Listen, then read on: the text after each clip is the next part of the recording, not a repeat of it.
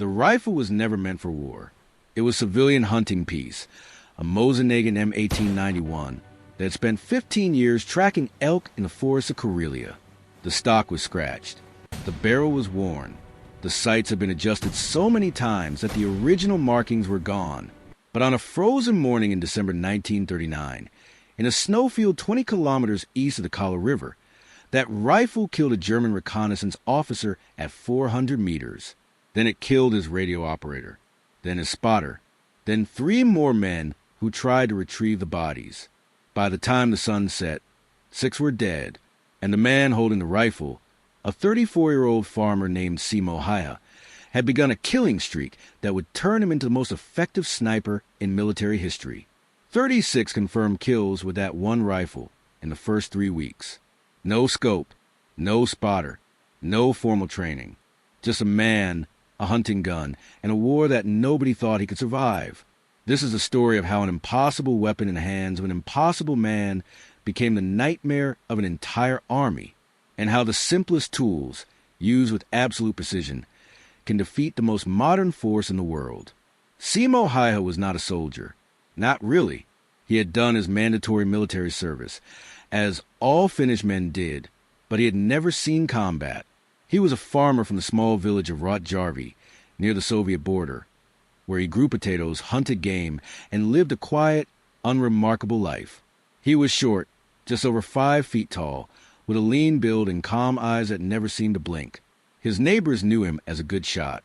He had won local shooting competitions, usually with borrowed rifles, and had a reputation for bringing down game that other hunters missed. But a good shot in peacetime is not the same as a sniper in war. And when the Soviet Union invaded Finland on November 30th, 1939, no one, least of all Häyhä, believed that his hunting skills would matter. The Winter War, as it came to be called, was supposed to be a brief, one-sided affair. The Soviet Union had over 1 million men, thousands of tanks, an air force that outnumbered Finland's by 30 to 1. Finland had a standing army of 30,000, outdated equipment, and almost no armor. The international community expected the Finns to surrender within weeks. Some thought it would be days. But the Soviets had not accounted for the terrain, the cold, or the fact that the Finnish people had no intention of giving up. And they certainly had not accounted for men like Häyhä. He was mobilized on the second day of the war and assigned to the 6th Company of the 34th Infantry Regiment, defending a stretch of forest along the Kala River. The position was considered secondary, a quiet sector where the real fighting was not expected to happen.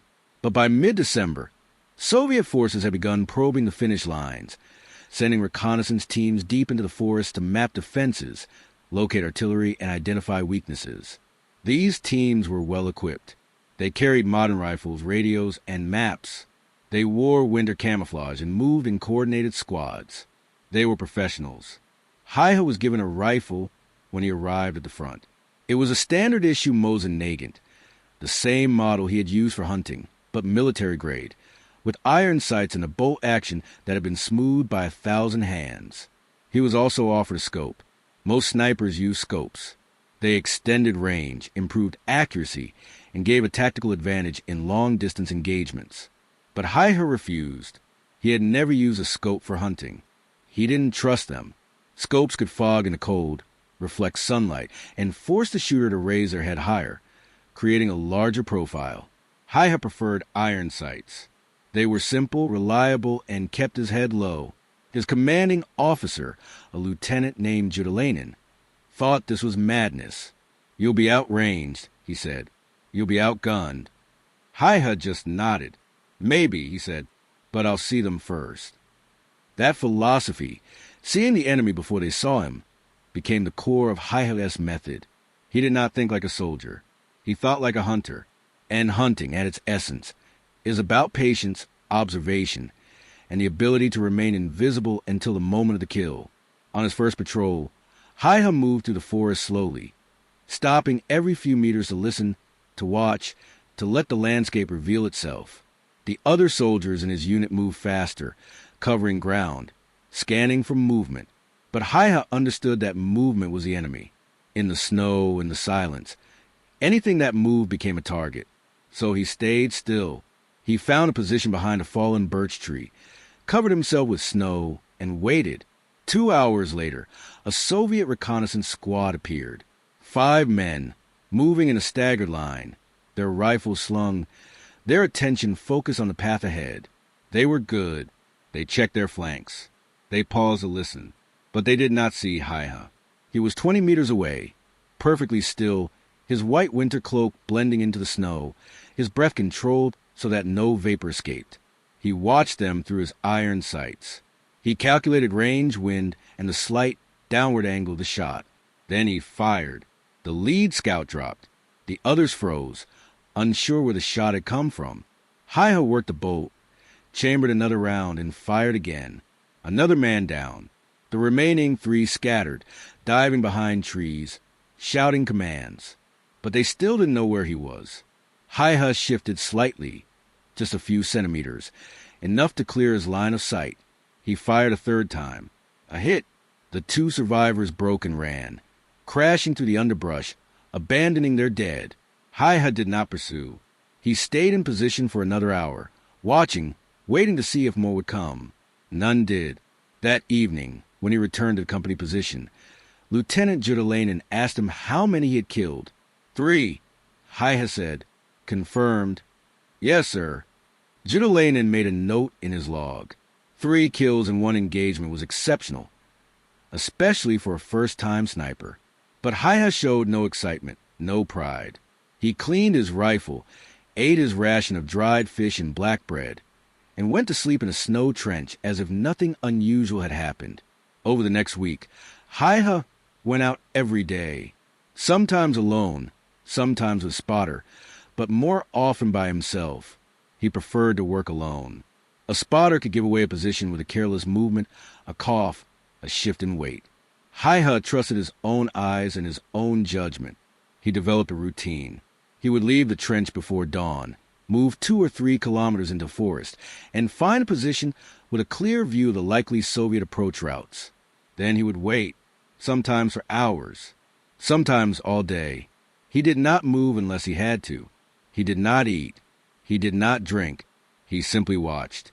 And when a target appeared, he fired once, maybe twice, and then withdrew, moving quickly and silently to a new position before the Soviets could respond. The kills accumulated. 5 in the first week, 10 by the end of the second. The Soviets began to realize that something was wrong. Their reconnaissance teams were being decimated. Squads that went into the forest did not come back.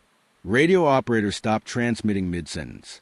Officers were found dead with single bullet wounds to the chest or head, their maps and equipment untouched, their bodies frozen in the snow. The Soviet command assumed they were facing a large sniper unit, maybe a platoon of trained marksmen. They sent counter-sniper teams, experienced soldiers with scope rifles, and orders to hunt down the Finnish shooters. But the counter-snipers found nothing. No tracks, no spent casings, no sign of a position, just bodies scattered across the forest, killed by an enemy they could not see. Häyhä's success was not due to superhuman skill. It was due to discipline, preparation, and an absolute refusal to take unnecessary risks. He never fired more than 2 or 3 shots from a single position. He never left obvious signs of his presence. He packed snow in front of his muzzle so that the blast would not kick up a cloud that could give him away. He kept his rifle barrel cold by burying it in snow between shots, reducing the heat signature. He wore layers of white cloth over his uniform, changing the pattern every few days so that it never looked the same. And he moved like a ghost, using natural depressions in the terrain, staying low, staying slow, staying invisible. By the 3rd week of December, Häyhä had killed 28 men. The number was documented in the company log, verified by officers who had seen the bodies or received reports from forward observers. But Häyhä himself did not keep count. He did not think of them as numbers. Each kill was a task, a problem to be solved. Range, wind, angle, timing. He solved the problem, took the shot, and moved on.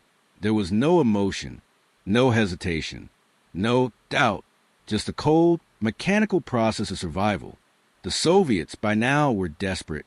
They knew there was a sniper operating in the Kala sector. They knew he was effective, but they did not know who he was, where he was, or how many of him there were. Soviet intelligence officers interviewed survivors from the reconnaissance teams. The reports were contradictory. Some said the shooter was in the trees. Others said he was underground. One report claimed the sniper was a woman. Another said it was a team of Finns working in shifts. The truth, that it was a single man with a hunting rifle, was too absurd to believe. On December 21st, the Soviets launched a coordinated effort to eliminate the sniper. They sent 3 separate reconnaissance teams into the forest, each supported by a counter-sniper squad. The idea was to saturate the area, force the sniper to reveal himself, and then overwhelm him with firepower. It was a sound plan, but it required the sniper to behave predictably, and Häyhä did not. He had been watching the Soviet movements for days. He knew they were preparing something. He could see the increased radio traffic, the arrival of new units, the deployment of scouts in patterns that suggested a sweep. So he changed his routine. Instead of moving deep into the forest, he stayed close to the Finnish lines, less than a kilometer from the defensive trench. He found a position on a low ridge overlooking a frozen stream, a spot that gave him a clear view of the most likely Soviet approach, but was too close to the Finnish position to be an obvious sniper hide. The Soviets would expect him to be farther out, deeper in the forest. They would not expect him to be practically on top of his own lines. The first Soviet team appeared at 0800 hours. 6 men moving cautiously, their rifles ready, their eyes scanning the tree line. They were good. They moved in bounds, covering each other, checking their flanks. But they were looking ahead, not behind. Häyhä, positioned on the ridge behind them, had a perfect angle. He waited until they were 50 meters past his position, their backs exposed. Then he fired. The rear scout dropped. The others spun around, confused, trying to locate the source. Häyhä fired again. Another hit. The remaining 4 scattered, but they were in the open, on the frozen stream, with no cover. Häyhä worked the bolt, fired, worked the bolt, fired. 3 more down. The last man ran, zigzagging through the snow, desperate to reach the tree line. Häyhä led him by half a meter and squeezed the trigger. The man collapsed 20 meters from safety. 6 kills in 40 seconds. The second Soviet team, hearing the shots, advanced cautiously from the east. They moved slower, using cover, expecting an ambush. Häyhä let them pass. He did not fire. He stayed absolutely still, his rifle buried in the snow, his breathing shallow. The Soviets searched the area where their comrades had fallen. They found the bodies. They found the blood, but they did not find Häyhä. After 20 minutes, they withdrew, dragging 2 of the bodies with them, leaving the others. The third team did not enter the forest at all. They had heard the gunfire, seen the second team's retreat, and decided that the risk was too high. They radioed back to their command post and requested artillery support. 30 minutes later, Soviet mortars began to fall on the ridge where Häyhä had been positioned. But by then he was gone. He had slipped away during the confusion, moving low and fast, circling back to the Finnish lines through a route he had scouted days earlier. By the time the barrage ended, he was back in his trench, cleaning his rifle and eating a cold meal of dried meat and snow. That day became known in the company as the Ridge Massacre. 12 Soviet soldiers dead, including 2 officers and a radio operator. No Finnish casualties. No indication of where the shots had come from. The Soviets filed a report describing the engagement as an ambush by a reinforced platoon. They could not believe that one man with a bolt-action rifle had done it. But Lieutenant Jutalainen believed. He had seen Häyhä's work. He had reviewed the kills, walked the ground, examined the positions. And he understood that what he was witnessing was not just skill. It was a kind of perfection, a convergence of temperament, training, and terrain that produced results far beyond what any manual or doctrine could predict. Jutalainen began assigning Häyhä to the most dangerous sectors, the places where Soviet infiltration was highest, where regular patrols were being ambushed, where the front was most vulnerable. And every time, Häyhä delivered, not always with dramatic engagements. Sometimes it was a single shot, a single kill, a Soviet officer dead before he could relay orders. Sometimes it was a psychological effect, Entire Soviet units refusing to move through certain areas because they feared the sniper. By Christmas Eve, Häyhä had killed 36 men. The number was unprecedented. Finnish snipers were effective, and there were several in the regiment with double-digit kills. But 36 in less than a month, with no scope, no support, and no formal sniper training, was beyond anything anyone had imagined. Häyhä's reputation spread. The soldiers in his company began calling him the White Death, a nickname that would follow him for the rest of his life. But Häyhä himself never used it. He never spoke about his kills. He never sought recognition. When asked by a journalist years later how he'd been so effective, he said simply, "I aimed well." That answer, deflective and modest, conceals the deeper truth of what made Häyhä exceptional. He was not a naturally gifted shooter. He was not blessed with superior eyesight or reflexes. What he had was discipline. He had spent 15 years hunting in the same forest where he now fought. He knew the terrain intimately. He knew where animals moved, where they stopped to drink, where they sought cover. And he understood that men, when under stress, behave like animals. They move toward safety. They follow the path of least resistance. They make predictable mistakes. Häyhä exploited those mistakes with cold, methodical efficiency. But there was also something psychological at work. Häyhä did not hate the men he killed. He did not think of them as Soviets, as invaders, as enemies in the ideological sense. He thought of them as targets.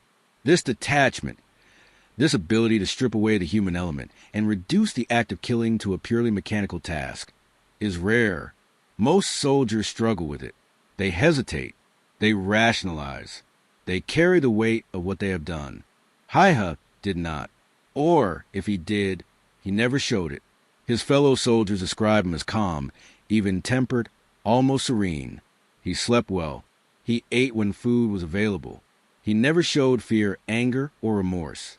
It was as if the war for him was simply an extension of hunting. The stakes were higher.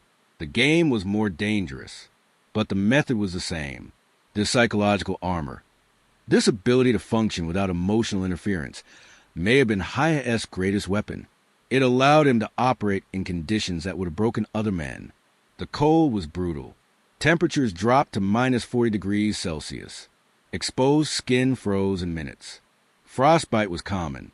Men lost fingers, toes, noses, but Häyhä adapted. He learned to slow his breathing so that the vapor from his exhales would not give away his position. He learned to stay motionless for hours, ignoring the pain, the numbness, the overwhelming urge to move. And he learned to kill quickly, efficiently, without hesitation, because hesitation in that cold, in that environment meant death. The Soviets, by early January, had figured out that the sniper in the Kala sector was a single individual. They had pieced together reports, analyzed the patterns, and concluded that one man was responsible for the majority of their losses. This realization did not comfort them. If anything, it made things worse. A single sniper, no matter how skilled, should have been easy to eliminate. Send enough men, enough firepower, enough counter-snipers, and eventually he would make a mistake. But Häyhä did not make mistakes. He did not expose himself. He did not follow patterns. Every engagement was different. Every position was new. And the Soviets, despite their overwhelming numerical advantage, could not catch him. In frustration, the Soviet command resorted to extreme measures. They began shelling entire grid squares where they suspected Häyhä might be operating. They sent armor patrols into the forest, using tanks to flush out snipers. They even deployed a specialist counter-sniper unit from Moscow, experienced marksmen with orders to kill or capture the White Death at any cost. The unit spent 2 weeks in the Kala sector. They found nothing. 3 of them were killed by a sniper. It is not confirmed that Häyhä was responsible, but Finnish records suggest that he was active in the area during that time. The toll on Soviet morale was severe. Reconnaissance missions became suicide assignments. Officers refused to lead patrols into certain sectors. Soldiers began to believe that the White Death was not human, that he was a ghost, a demon, a supernatural force that could not be killed. This belief, irrational as it was, had a real tactical effect. Soviet units became cautious, slow, reluctant to advance. They wasted time searching for threats that might not be there. And in that hesitation, the Finnish defenders gained time, space, and the psychological advantage. Häyhä's war ended on March 6, 1940. He was in a forward position, covering a retreat, when a Soviet soldier spotted him and fired a rifle grenade. The explosion did not kill him, but a piece of shrapnel struck his jaw, shattering bone and tearing through his face. He was found by Finnish soldiers an hour later, unconscious and bleeding heavily. They carried him back to a field hospital, where doctors worked for hours to stabilize him. He survived, but the injuries were catastrophic. Half his face was destroyed. He would need years of reconstructive surgery, and his career as a sniper was over. By the time he woke, the Winter War had ended. Finland had signed a peace treaty with the Soviet Union, ceding territory but maintaining independence. The Soviets had won, in the sense that they had gained land, but they had paid a staggering price. Over 120,000 Soviet soldiers were killed in a war that was supposed to last weeks, and a significant portion of those losses, particularly in the reconnaissance and officer ranks, were attributed to Finnish snipers. Häyhä, in his 3 months of combat, had killed at least 36 men. Some estimates, based on unconfirmed reports and secondary sources, put the number as high as 500, but Häyhä himself never claimed more than what was documented. 36 confirmed kills with his rifle, and that, by any measure, was enough. After the war, Häyhä returned to his village. He underwent multiple surgeries to repair his face. He lived quietly, farming his land, avoiding attention. He gave few interviews. He wrote no memoirs. When asked about his time as a sniper, he deflected. He spoke about the cold, the forest, the difficulty of the war. But he did not speak about the killing. It was as if, for him, that part of his life was simply a job that he had done, and now it was over. But the legend of the White Death endured. Military historians studied his methods. Sniper training programs around the world incorporated lessons from his engagements. The use of iron sights, the emphasis on camouflage and patience, the psychological impact of an invisible, highly effective shooter. These became foundational principles in modern sniper doctrine, and the rifle, the simple, civilian hunting rifle that Häyhä had carried into the forest, became a symbol of how the right tool in the right hands can change the course of a war. The lesson here is not that one man can defeat an army. He cannot. Häyhä did not win the Winter War. Finland, despite its heroic resistance, lost territory and paid a heavy price. But Häyhä demonstrated something more important. He demonstrated that effectiveness is not about having the best equipment, the most advanced technology, or the largest force. It is about understanding the task, mastering the fundamentals, and executing with absolute discipline. The Soviets had better rifles, better scopes, better training facilities, but they did not have Häyhä's patience. They did not have his knowledge of the terrain, and they did not have his ability to remain calm, focused, and invisible in conditions that would have broken most men. This principle applies far beyond the battlefield. In any field, in any endeavor, the person who masters the basics, who refuses to be distracted by complexity, who executes simple tasks with absolute precision, will outperform those who rely on sophistication without substance. Häyhä's rifle was not special. His tactics were not revolutionary. What was special was his refusal to deviate from what he knew worked. And that refusal, that stubborn insistence on doing the simple thing perfectly, is what made him unstoppable. There is also a lesson here about the limits of institutional knowledge. The Soviet army was one of the most experienced military forces in the world. They had manuals, doctrines, training programs, and a deep institutional memory of how to fight wars. But none of that prepared them for Häyhä, because Häyhä did not fight the way the manuals said he should. He fought the way a hunter fights, with patience, with stillness, with an understanding of the environment that no classroom could teach. And the Soviets, constrained by their own doctrine, could not adapt quickly enough to counter him. This is the danger of over-reliance on systems. Systems work when the conditions match the assumptions on which they were built. But when the conditions change, when the enemy does not behave as expected, systems become rigid, slow, and ineffective. Individuals, by contrast, can adapt instantly.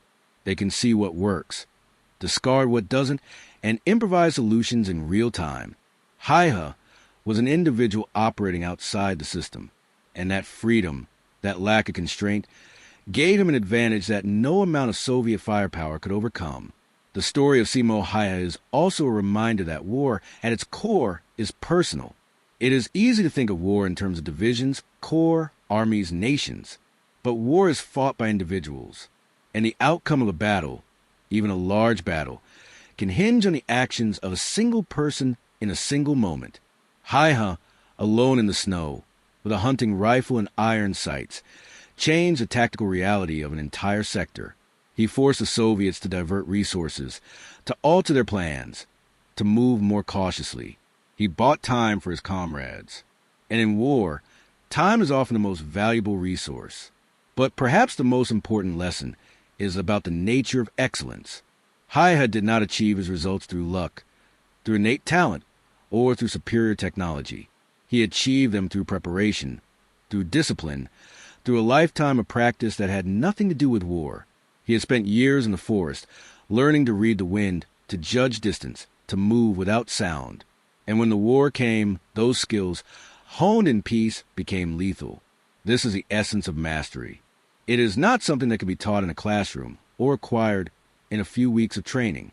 It is a result of years of deliberate practice, of doing the same thing over and over until it becomes instinctive, until the conscious mind is no longer involved, until the action flows from the body without thought. Simo Häyhä died in 2002 at the age of 96. He had lived long enough to see his country survive, to see his story become legend, and to see the rifle he had carried preserved in a museum. He had lived a full life, far longer than anyone who had fought in the Winter War had any right to expect. And when he died, he was remembered not as a killer, but as a defender, a man who had stood in the snow and refused to yield. The 36 men he killed were not celebrated. They were not named. They were simply the cost of his survival, the price of Finland's resistance, the silent casualties of a war that should never have been fought. But their deaths mattered, because they forced the Soviet Union to recognize that conquest would not be easy, that the Finnish people would fight, and that even the smallest nation, when pushed to the edge, could produce individuals capable of extraordinary things. Häyhä was one of those individuals, and his rifle, simple and old and worn, was a tool that proved the impossible was possible. If this story moved you, if it made you think about the power of preparation, the value of simplicity, and the quiet strength of those who do not seek glory, but simply do what must be done, then subscribe. Because history is full of moments like this, moments when one person with the right skills and the right mindset changed everything. And every one of those moments deserves to be remembered.